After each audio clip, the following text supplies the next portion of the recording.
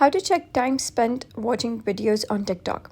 Hello guys and welcome back to the channel. In today's video, I'm going to show you how you can monitor your TikTok watch time using your mobile device.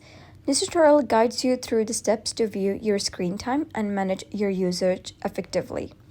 So first of all, head over and log into your TikTok application. For this tutorial, I'm using an iOS device. If you're having Android, you can follow similar steps because the steps are same on both of the devices.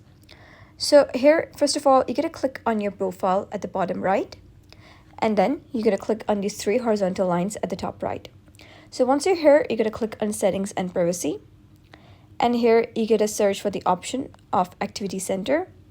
So simply click on activity center. And once you do so, you're going to click on watch history. And here, you'll be able to see all of the videos that you have watched. However, if you wish to see your screen time, you're going to click on see all screen time data. And once you do so, you'll be able to see your time spent on TikTok.